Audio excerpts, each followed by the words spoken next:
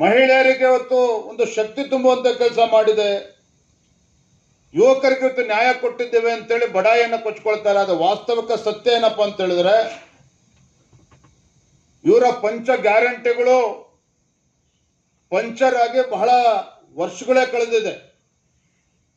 ಆದರೂ ಕೂಡ ಕೇಂದ್ರ ಸರ್ಕಾರದ ಮೇಲೆ ಆರೋಪವನ್ನ ಮಾಡಿಕೊಂಡು ಕಾಲಹರಣ ಮಾಡ್ತಾ ಇದ್ದಾರೆ ವಿನಃ ಕಳೆದ 2.25 ವರ್ಷದಲ್ಲಿ ಈ ಕಾಂಗ್ರೆಸ್ ಸರ್ಕಾರ ಬಂದಾಗಿನಿಂದ ರಾಜ್ಯದಲ್ಲಿ ಬೆಂಗಳೂರು ಒಳಗೊಂಡಂತೆ ರಾಜ್ಯದ ಯಾವುದೇ ರಸ್ತೆಗಳಲ್ಲಿ ಒಂದು ಗುಂಡಿ ಮುಚ್ಚೋದಕ್ಕೂ ಕೂಡ ಈ ಅಯೋಗ್ಯ ಕಾಂಗ್ರೆಸ್ ಸರ್ಕಾರದಿಂದ ಸಾಧ್ಯ ಆಗಿಲ್ಲ.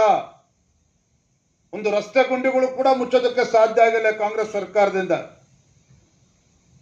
ಇವರ ಬಹಳ ದೊಡ್ಡ ಸಾಧನೆ ಏನಪ್ಪಾ ಅಂತ ಹೇಳಿದ್ರೆ, ಸಿದ್ದರಾಮಯ್ಯ ನೇತೃತ್ವದ ಕಾಂಗ್ರೆಸ್ ಸರ್ಕಾರ ಇವರ ಬಹಳ ದೊಡ್ಡ ಸಾಧನೆ ಅಂತ ಹೇಳಿದ್ರೆ ಇನ್ಸ್ಟಿಟ್ಯೂಷನಲೈಸೇಷನ್ ಆಫ್ ಕರಪ್ಷನ್,